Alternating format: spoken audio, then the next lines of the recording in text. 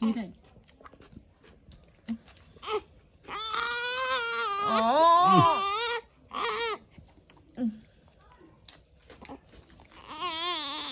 খিরাই উঠে খিরে উঠছে আজকে নি খিরে উঠছে কবে সবাই কয় খিরে উঠতে গেছে শুনুন না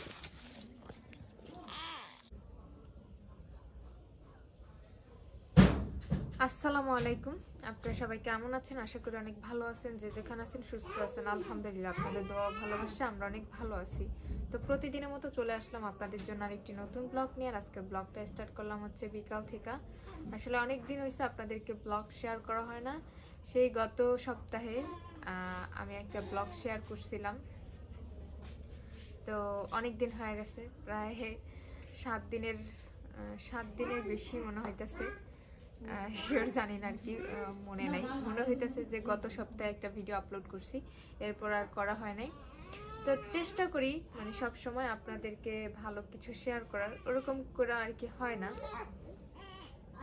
আমার মেয়ে হচ্ছে ঘুমাইছে কিন্তু সে হচ্ছে বেশিক্ষণ শুয়ে থাকতেই চায় না এটা হবে আরেকটা দুষ্ট আমার ছেলে একটা তো আছেই তো তারা দুই ভাই বোন হচ্ছে আমাকে পাগল করে ফেলে এখন যেহেতু মায়ের কাছে আছি এই জন্য একটু ভালো আছি জানি না যে নিজের বাড়িতে মানে দুইটা সন্তান নিয়ে আমি আসলে কিভাবে থাকবো আমি সত্যিই জানি না কি করব কিভাবে কি করব না করব কিছুই বুঝতে পারি না তো যাই হোক সবাই দোয়া করবেন আমার ছেলে মেয়ের জন্য যাতে ওরা ভালো থাকে সুস্থ থাকে আর আমার জন্য দোয়া করবেন আমি যেন তাড়াতাড়ি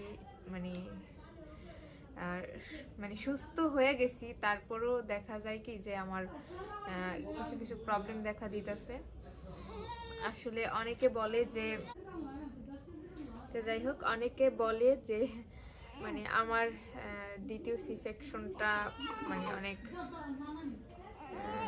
বেশি ক্রিটিক্যাল ছিল যার জন্য আর কি এরকমটা হয়ে গেছে তো যাই হোক আমি যে আমার সন্তানকে দুনিয়াতে আনতে পারছি এটাই অনেক কিছু তারপর হচ্ছে আমার আহো তুমি তারপর আহো এমনি দিয়ে যাও তারপর মানে আমি নিজে যে সুস্থ আছি ভালো আছি এটা হচ্ছে আল্লাহর বড় একটা নিয়ামত তো যাই হোক সবকিছু মিলাই অনেক ভালো আছি সুস্থ আছি বাট একটু মানে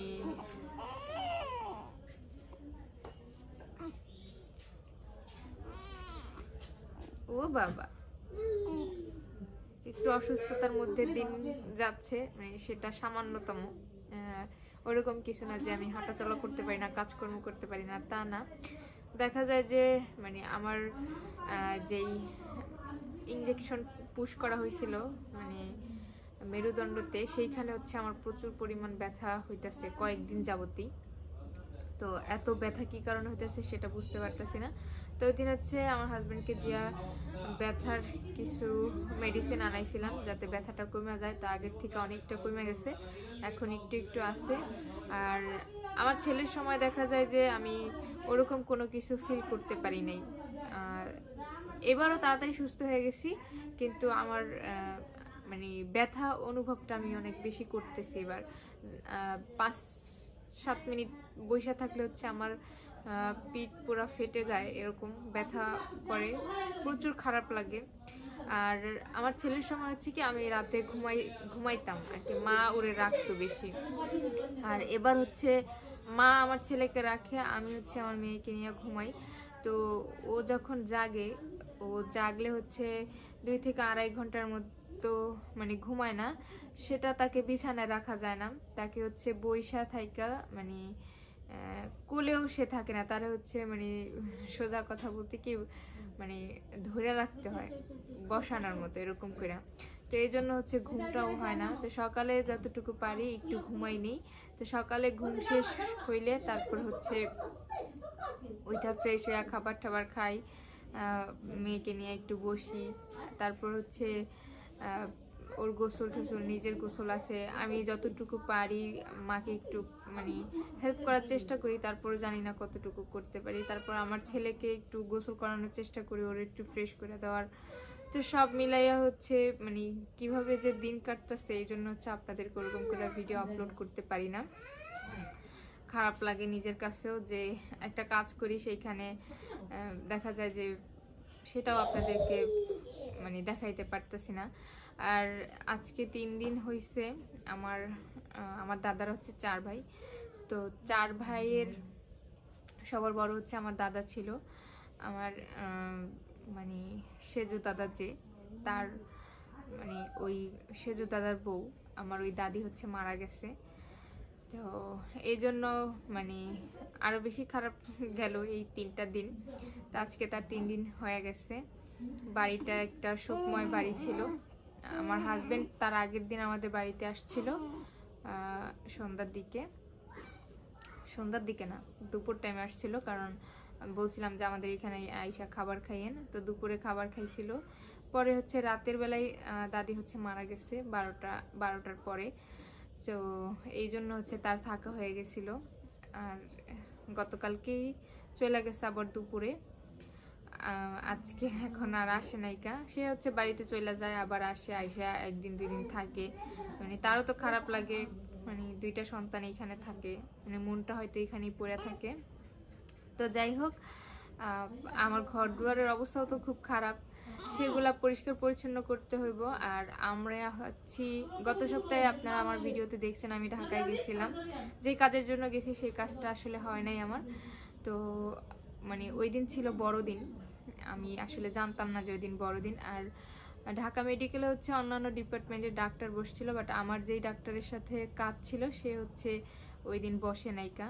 অনেক ট্রাই করছিলাম যে মানে প্রাইভেটভাবে যদিও তার সাথে একটু মানে কথা বলে যেতে পারতাম, কিন্তু হয় নাই। তো এই সপ্তাহে আবারও আমাকে যেতে হবে, আমার ডাক্তারটা ইমার্জেন্সি দেখাতে হবে এই জন্য। তো এই সপ্তাহে আবারও যাব, সবাই দোয়া করবেন। আর অনেক কথাই বললাম। আমার ঘরের মানে ঢাকা থেকে আইসা হচ্ছে বাড়িতে যাব, বাড়িতে গিয়ে হচ্ছে ঘরটা পরিষ্কার পরিচ্ছন্ন করে রাখতে আসবো। কিছু ফার্নিচারের দরকার আমার ঘরে, সেগুলা সেট আপ কইরা তারপর হচ্ছে সব কিছু ওকে করে পরে হচ্ছে আমার ছেলে মেয়েকে নিয়ে বাড়ি যাব, কারণ বাচ্চা মানুষদের নিয়ে থাকবো, ঘর নোংরা থাকলে ওদের নিয়ে গিয়ে হচ্ছে কাজ করা আসলে সম্ভবই না। আমি যদি আগে পরিষ্কার পরিচ্ছন্ন করে আসি তাহলে হচ্ছে আমার আর আমার সন্তানের জন্য ভালো হবে। আমি তো সুস্থ হয়েই গেছি, আর আমার ছেলে মেয়ে দুজনেই সুস্থ আছে, আল্লাহর অশেষ রহমত। তো সবাই দোয়া করবেন। আর অনেক দিন হয়েছে আপনাদের ওরকম কিছু ভিডিও আপলোড করতে পারি না, আবারও চেষ্টা করবো আপনাদেরকে প্রতিদিন ভিডিও আপলোড করার। তো কিছু কথা বললাম আপনাদের সাথে, যদি ভুল ত্রুটি হয় অবশ্যই ক্ষমা দৃষ্টিতে দেখবেন। আজ এই পর্যন্ত, ভালো থাকবেন, সুস্থ থাকবেন, আর ভিডিওর সাথে থাকুন। আশা করতেছি আপনাদের ভিডিও ভালো লাগবে। নানার বালাই আছে কেমন মামার দিলা মামা কো এই যে আনতে গেল, দেখো আমার ওই দেখো কি করো বাবা, নাটা দাও কোনটা খাই কোনটাতে দিশা হইতাছে না। ওই তোমার এটা দিয়ে দিছি বাবা, পিছনে ওরাও নিয়ে গেল। বসো বসো বসো, এই তো বসো বসো। কি লাগবে আর কি লাগবে?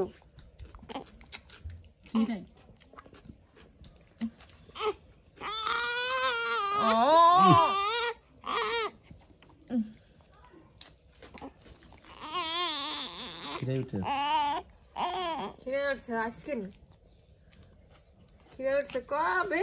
সবাই কয় খিরে উঠতে গেছে, শুনুন না।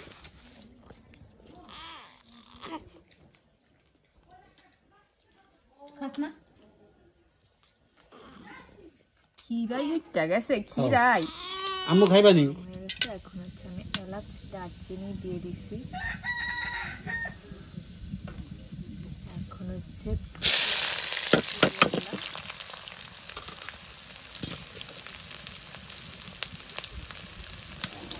এরপর একটু ভাজাভাজি করবো, তারপর হচ্ছে একটু লবণ দিব। আমি এখন হচ্ছে লবণ দিয়ে দিলাম।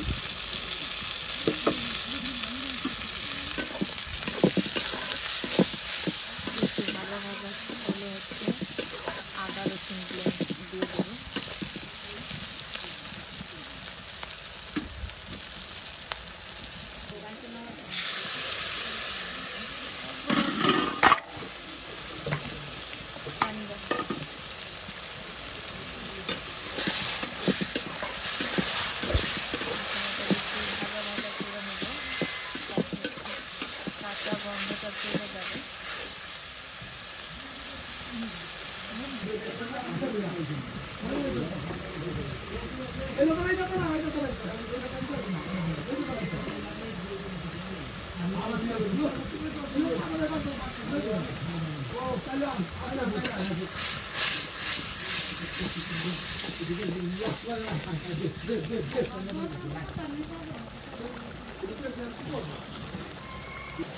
মশলাটা কিন্তু কষানো হয়ে গেছে, দেখতে পেতেছেন তেল ছেড়ে দিচ্ছে। আমি মাংসটা দিয়ে দেবো।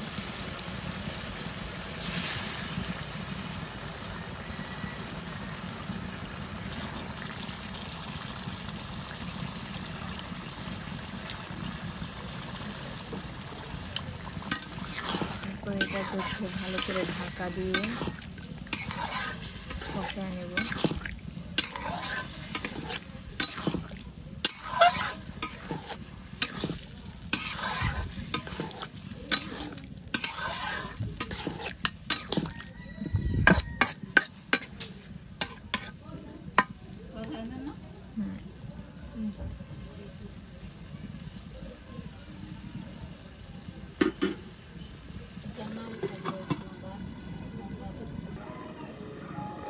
এখন হচ্ছে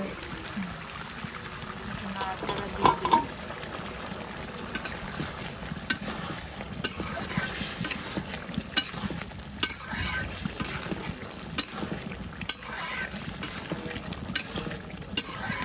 আজকে হচ্ছে শুক্রবার, এই জন্য হচ্ছে মাইকের আওয়াজ পাওয়া যাচ্ছে। এই যে কাঁচামরিচটা দিয়ে দিলাম। এবার হচ্ছে আরও কিছুক্ষণ এটাকে কষাই রান্না করবো।